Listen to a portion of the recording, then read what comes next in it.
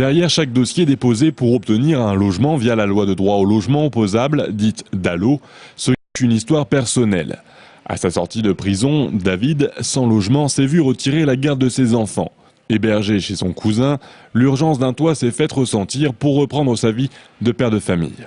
Mes enfants ont été retirés, donc ils ont été placés. Suite à beaucoup de choses, et tant que j'avais pas de logement, on ne me redonnerait pas mes enfants. Sentiment, comme tout le monde, content, heureux. D'être enfin chez moi, et puis voilà. Pouvoir récupérer mes enfants et puis vivre comme tout le monde. Il ne manque plus que le travail et puis après on verra. Dans le département, depuis le 1er janvier 2008, seuls 48 dossiers ont été déposés, dont un seul, suivi par l'association Droit au logement.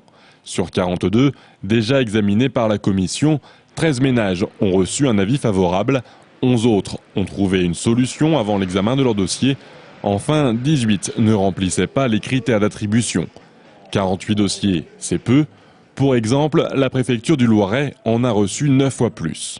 Sans que le dispositif global du logement soit parfait en Indre-et-Loire, c'est sans doute un dispositif qui globalement fonctionne bien par rapport à ce qu'on peut observer dans d'autres départements et à la région parisienne en particulier. Sur les 12 logements, les 12 ménages bénéficiaires, aujourd'hui on a 7 ménages qui sont effectivement relogés et les autres ont reçu des propositions et on est en attente de trouver la solution qui sera acceptée par ces ménages.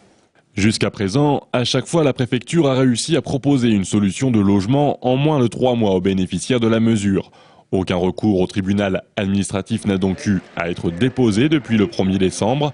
Pour l'heure, 6 dossiers attendent encore leur passage devant la commission.